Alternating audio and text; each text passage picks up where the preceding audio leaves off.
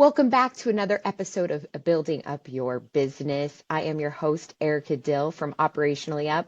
Remember, Operationally Up is here to help your consumer goods and e-commerce business scale and grow through operations and supply chain management.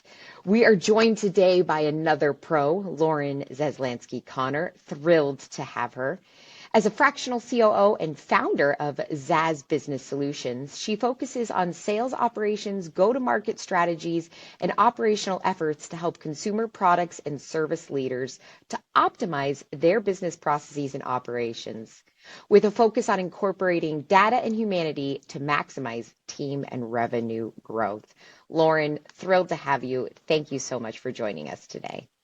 Thank you, Erica. It's a pleasure to be here. So today, Lauren is the absolute best resource for us to talk about how to manage sales and marketing agencies.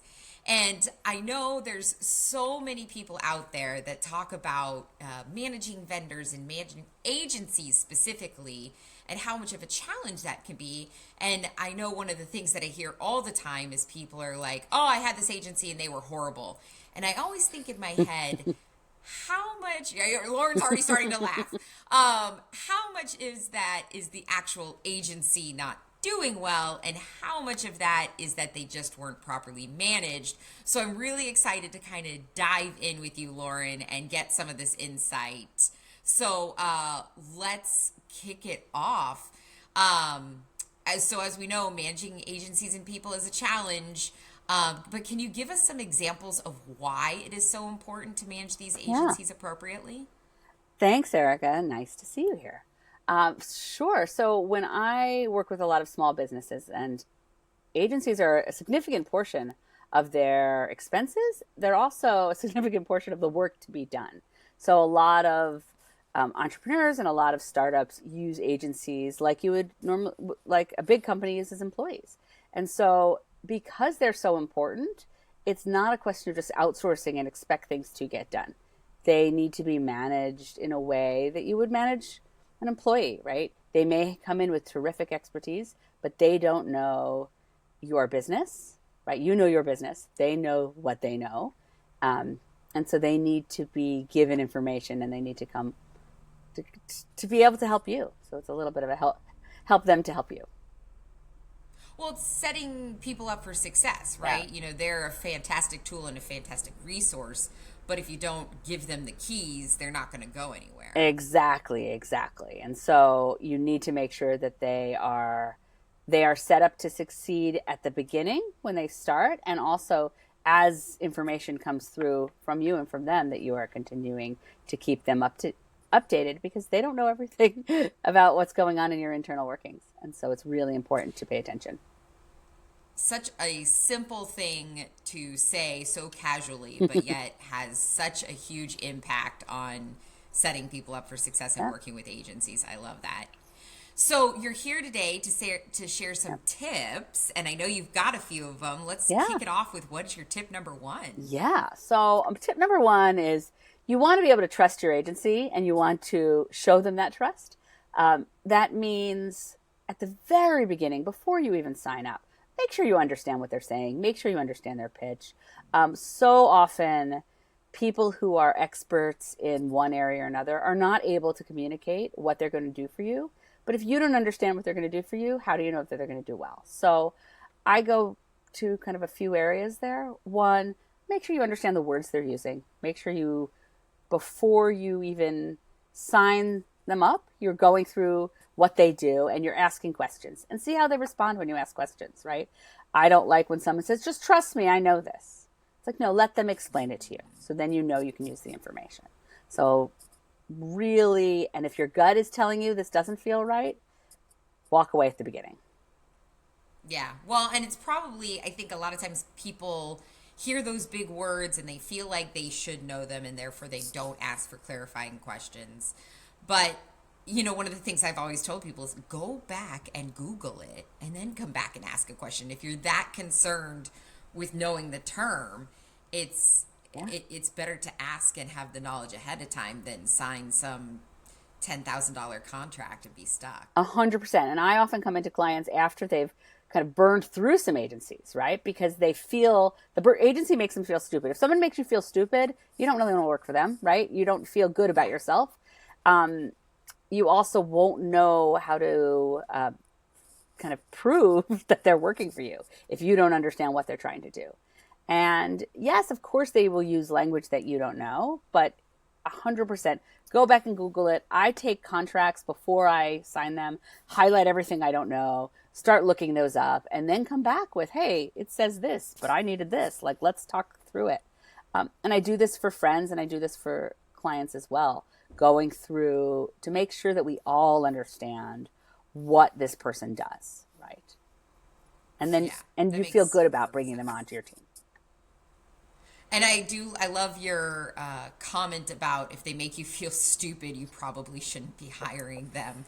Like, there's a difference between somebody who is intelligent and you're like, wow, they're really intelligent, and somebody who's intelligent but just makes you feel stupid about it. Yeah. Like, that's going to be your relationship going forward. So do you want to have those icky feelings? Like, yes. And that icky feeling, I would also say, I've had people kind of pitching to me, and it reminds me of just like a bad pickup situation. Like, oh, your website's great. If you only were, tied your hair back, if you only just knew how to do strategy. Compliment. And I feel that, right? I mean, I had somebody say to me, I'm surprised you put that out there and you decided to go so generic with your communication, like that, like kind of like that took a lot of confidence. And you're like, now I feel dumb and I don't want to give you money to help me, but it's like, it's a sales tactic that does not fly with me. Right. Doesn't hold up. Yeah. Yeah. So let's go into tip number 2. Yeah. What's tip number 2? Tip number 2 is all about the data. So you want your agency to be able to give you data, but it's not one time. The answer is 4. The data has to be based on trends. So, hey, you're saying the number was 4. What was it last month? Yes, I might remember what you gave me last month, but it's going to be a lot more helpful if the data that you have is set up in a way that you can understand trends, understand benchmarks. If you're hiring an agency, it's because in some places, this is what they do all day long. So they may be able to tell you in your industry, the conversion rate is normally 3 and you're at 0.5%, you have room to grow, and let's figure out why it's not working. But you want to be able to understand that data and have frequent conversations about it. And I always say, you look, the siloed data, this is what I'm getting from my social media agency, or this is what I'm getting from my sales agency. But then you want to be able to take all of those pieces of information and bring those together. And that's where that magic happens. It's like, thank you for doing that. How does that impact the rest of my business? Really important. And I'm assuming that a big key to that is in those initial meetings where you're setting up the KPIs or the important things that both of you should be looking at so that you as the company understand where you should be going with this data. Yes, and I also think that you may not, because if you start early in your business, you may not know how it's going to connect, right? But I like to say, when you look at the data, as time goes on, you start making different connections, right? So at the beginning, you're just looking at your search engine optimization. You're not thinking about how it's impacting your other channels. But over time, as your other channels grow, you might see some interactions. And it's really helpful to start building that history of data and then be able to take it and compare it to, key performance indicators across the company and see how they may interplay. And it's not as simple as this happens and then this happens. It may be, you might not be able to track them, but you at the beginning need to start noticing them. Gotcha. So it's all about trends. And so what you're saying, if I understand correctly, is that at the beginning, those trends may not be as apparent and you may not know exactly what you're tracking. But as you move on through the process, these things will start to become more clear. Yes, I believe so. And I do believe it's also, so it's trends, it's sometimes ratios, right? And so you tend to say, I always go back to, I was using, I think it was search engine marketing. And the ads were not showing tremendous effectiveness when you looked at it in a silo. But if you looked at it at overall sales, every time we spent more money in SEO, our sales went up everywhere. Right? And so being able to detect, I might have not known to look broadly like that, but once I started to, I looked at that correlation and it was really high. And so over time, you start making more of these connections. So don't panic if you didn't set it up at first, but start to bring those things together and have conversations about them. And your agencies, your sales or your marketing agencies should have systems set up to collect this data for you, right? Right. And they often collect it, but they don't necessarily give it to you in a way that's useful when you're trying to connect the dots, right? So somebody like I'm coming in with clients and saying, okay, I have these different pieces. Now I'm trying to build structures to combine them so that whether it's weekly or monthly, we have a dashboard to look at. But it's coming in ways that, it's a Word document or it's a PDF that you get, or, you need to be able to pull it out or download it from the portals, whatever portal you're using, and look at it in different ways. And sometimes the challenge is it's so much data. So when you sell on Amazon, you have data you can cut 9,000 different ways. So you have to sort of start with a few ideas, what's your metrics per item or what's your metric per week, start somewhat big and dig down as you go, because unless you have a full-fledged analytical team, it's going to be really hard to hit every single piece of information. So it almost sounds like this relays back to what we were talking about in tip number 1, and making sure that those agencies are collecting that data and can give it to you in a presentable nature that is digestible for you, whether you do need it in spreadsheets or you do need it in PDFs, to use it in, the allergies, my nose is going haywire. So that, and making sure that that's in that contract and that they can provide that to you as a service is what makes tip number 2 possible. Yeah, and they're completely connected. I think if you get information, it might be great, but if you don't understand it or don't understand how to use it, then it's on you as a company or a leader to start asking those questions, right? A lot of times the agencies, they're going to give you what they think you want to hear or see. And so you need to dig in there and say, okay, that sounds great. Now I need that in a spreadsheet so that I can compare it to this other thing.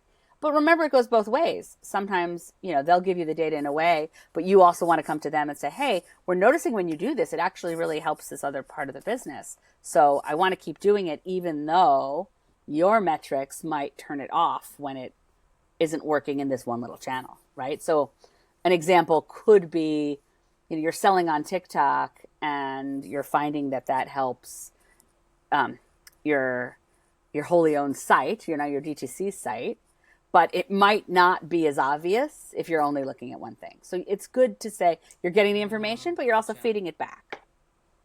Yeah. And that's where that trust comes, right? Sense. That's where that trust comes in. Yeah, I was going to say, this sounds like we're linking back to that first tip. So I love that. Just one circle of life. I'm all about integration. So nothing I say is solely, it's all connected. Nothing siloed. Yep.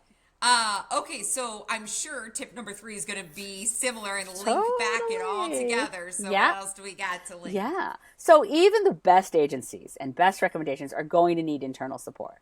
So if that means you need somebody internally to be collecting all those data pieces and putting those together, that's one thing. The other thing is somebody needs to be managing an agency, just like you would manage your team. So if that's somebody on your team right now, or if you hire somebody like one of us, right? A fractional COO, I can come in and I can manage those agencies and pulling those together and be part of the team. Somebody on the team needs to be thinking that way, because otherwise, everyone's kind of off on their own, doing their own thing, which can work for a period of time, but they need the internal systems. That also means you want to make sure that the people in the field or the agencies who are working have the right tools from the internal team to help them do their job better. So an example, I'm wondering, am I frozen? Oh, you're frozen. So, no, you're good. Perfect. So an example there is if you have a sales agency, you want to make sure they have the latest sell sheets, or you may have the latest marketing data. If you do a video for Amazon, share that with share that with the people who are selling to Whole Foods, right? So what does that look like, right? To say, I don't necessarily want to send somebody who's selling to Whole Foods to Amazon to look at information. I need to package that. Somebody has to do that, right? So the best agencies in the world will give you recommendations that someone still has to follow through. Yeah. Well, and if you're coming back to that managing people, you almost have to manage an agency like you manage a department. Yep. So you can't have a agency manage themselves like that. Right. Exactly it. And so it's the same thing with when it's a department or, an employee, there's metrics, but it's also helping them succeed. So you want to make sure they have the tools to succeed. And when they say they need something from you, you want to be able to give them as well. Yeah. That's fantastic. Yeah. So do you have any other nuggets? We've hit so many of them, and I love all of their integrations together. Thank you. Yeah. I mean, I think I do want to say that you need to be thinking about this when you bring them on. And if they fail, I want to go back to the point you said at the beginning when somebody says, all of my agencies fail, right? And I often come in that situation. Or I'm not hired because of that situation. I had somebody say to me, we ended up hiring somebody to do sales. They promised the world. They didn't give it. And now my whole team doesn't want to hire any consultants or any fractionals. So you want to really be thinking about this. What do you want them to do? And how are you going to make them succeed? And how are you going to continue to stay together with them, working together with them so that they succeed? So you can decide if this is the right match for you. So really think about this at the beginning. Don't just say, well, they're going to fix it for me. Because most of the time it doesn't get fixed, right? It's not like... It's not a magic wand. None of it's a magic wand. It requires work. So what's the strategy that if they develop it or you've developed it, you need them to integrate it, that's fine. It's just think about this throughout that process and continue to, just like you'd have a status with an employee or a department, check-ins, hey, quarterly, how's it going overall? Let's look at this as a kind of a whole system and how is it working? And I love. Yeah. Oh, sorry. Go ahead. Oh, yeah. I just want to throw one thing with this system piece that when you're looking at financials, make sure you're taking into account what you're spending for the agency, right? So it's very easy to say, look, I'm really successful in whatever it is, SEO or, this account that I'm selling to. But remember, in the long run, your financials are all one, right? So it doesn't matter if this little piece is making money, if the whole thing isn't. It's fine. It's going to be an investment. All of this is an investment. It takes some time. Know that it takes some time, but be thinking about that and making sure that you're chipping away at that investment. And over time, you're going to actually turn it around. Yeah, that there is an ROI. Yeah. I love, what you said about people promising the world, because I think I was talking with somebody else the other day about like the piranha trap and how everybody promises like this amazing solution that's just pure magic. But you have to kind of cut through that sales language and know that there is work involved to get there, and that it's not just come in bippity boppity boo and it's done. So I love that you called that out. Oh yeah. So I'm sorry. Yes. So excited. Perfect. Thank you. One of the things that I hear a lot in this is, obviously the first part of like, oh my gosh, all the agencies suck. But then when you talk about like, okay, no, it's because you need to manage them, I get the eye roll and that just takes too much work. And like, is that like, I don't feel like I should. What do you tell a founder or a CEO when they tell you it takes too much work? It is work, right? Yes. That's why you chose to go into business yourself. But also that unless you know what direction you're all going in, somebody could be really successful, but going in the wrong direction, it doesn't actually help your cause. So you have to figure out, yes, parts of this can be automated, parts of this can be delegated, but there's also pieces of this that will require work from you or someone on your team. And again, that's where bringing in a fractional person, a COO, a CMO. What does that look like? It's not just, I have a nephew who's really good at social media and they're just going to do it for free. Well, that's fine, but what's the strategy? Where's the content? It does require work. And so it's not necessarily something that you can think just happens. And you just have to figure out what pieces of it can be automated, what pieces of it can be delegated. So once you set it up, it shouldn't be that much work going forward. It's just, you have a 15-minute meeting to look at all the data that your assistant's pulling together because you've had it organized in a certain way. Eventually you can do that. You just have to keep thinking about it, often and looking across the organization. Yeah, that makes perfect sense. So thank you so much, Lauren, for being here. I am thrilled that we were able to bring what I think is a very hot topic and something that I hear a lot of. So thank you so much for your time. Thank you, Erica. It's been a pleasure being here. So I was going to say it's been a hoot. Yeah. So for those of you who have any follow-up questions for Lauren, where can we find you? So you can always find me and follow me on LinkedIn or connect with me. I'm happy to talk to anyone there. And then you can also email me directly. My email is going to be in the notes. And I'm with the To Go Advisory Group, so you can find me there. Awesome. Yes, we will put your LinkedIn and your email address in the description so that if anybody has any follow-up questions or needs any advice, that they can reach out to you. It has been a pleasure, and thank you all for listening again to another episode of Building Up Your Business. From bombs to order fulfillment, marketing to taxes, learn the stuff from the pros before you step in it. I'm Erica Dill from Operationally Up. We are here freeing founders from their chaotic consumer goods businesses, operationally up. So thank you, and we hope to hear from you soon. Talk to you next time.